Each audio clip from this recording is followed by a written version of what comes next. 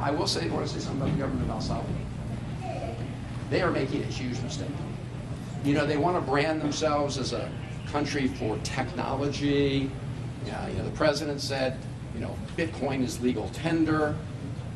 But now what they're branding themselves as the place for these huge prisons where people who are illegally abducted are warehoused. That is not a good look. There are also other things Americans can do with respect to economic pressure on El Salvador. People can stop traveling. Actually, tourism's been going up. They can stop traveling. There may be states that decide, they don't want any of their pension funds invested in companies that invest in a place like El Salvador. So there are many things that can be done, and I just urge the president of El Salvador, the vice president of El Salvador, to rethink whether they want to become the place that just gets paid off for being complicit in this illegal scheme. Senator, have you talked to your colleagues? Senator, have you talked to your colleagues who plan to go down? And what do you hope? What do you hope from your? Have you? Right here. Senator, why did the Salvadoran government reverse itself on allowing you to meet with Mr. Abrego Garcia after telling you no?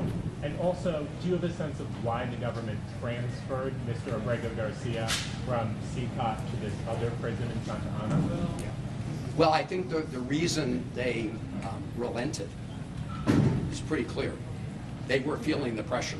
I mean, they were feeling the pressure because while I was in El Salvador, we had two major press conferences that included the local press who reported on this. And I think that they decided that it was not a good look to continue to detain Abrego Garcia without anybody having access to him. There's no other explanation for the fact that they said no, and then prevented us from going to the prison. So that's why.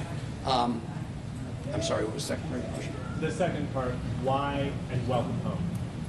Why did they transfer him from CCOT to the other prison in Santa Ana? Oh, well, I mean, number one, I will say, my main request was to meet with him. And as I said, he's no longer in CCOT.